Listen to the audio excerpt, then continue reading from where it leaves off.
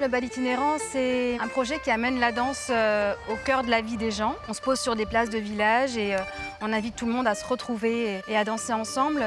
On arrive quelque part, il n'y a rien, on monte le chapiteau, on monte la structure des aériens. S'il n'y a pas les coups de marteau, s'il n'y a pas les câbles qui sont tirés, s'il n'y a pas les lumières installées, on n'aura pas la même soirée indéniablement. C'est une soirée qui est proposée avec un repas en première partie, en général à 19h, et ensuite il y a un bal qui enchaîne à 21h. C'est un rendez-vous de danse, c'est un rendez-vous de découverte musicale, puisqu'il y a quand même une recherche. C'est des danses qu'on appelle traditionnelles, donc bien sûr les valses, les mazurkas, les bourrées, les polkas, des contredanses.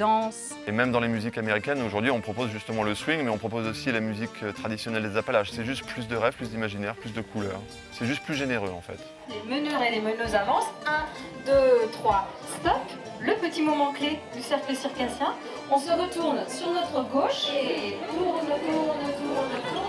On a toujours pensé que c'était une bonne idée d'avoir une maîtresse de danse pour inviter les gens dans la danse et aider les gens qui sont des fois un peu timides. Et on se donne une chance plus forte en fait à tous d'être vraiment ensemble. On essaye de faire en sorte que ce ne soit pas un cours de danse non plus. Il faut que ça reste très festif. J'essaye d'amener les gens dans la danse de façon rapide et ludique. L'idée c'est que ce soit accessible à tous. J'essaye de trouver un équilibre entre donner des choses techniques et de forme et en même temps amener un petit peu de feeling, j'ai envie de dire, d'être quand même dans un ressenti. Grâce à la meneuse de danse, on peut vraiment emporter les gens et qui ont le plaisir d'apprendre une danse tous ensemble. C'est ces danses anciennes en fait qui étaient vraiment faites pour faire de la cohésion dans les villages. Puis ça fait du bien au corps aussi, ça fait du bien à l'esprit de danser toutes ces danses.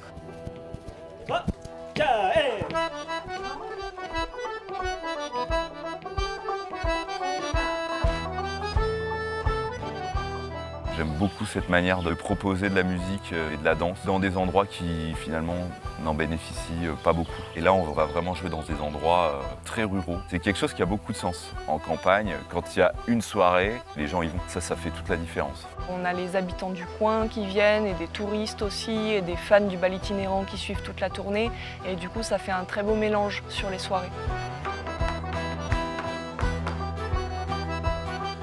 On est dans des villages qui sont peut-être de, je sais pas, 100 habitants, 200 habitants, et de voir qu'il y a 200 personnes de public, que pendant 3 heures, il y a des gens sur le parquet de danse, et ils s'épuisent pas, ils restent.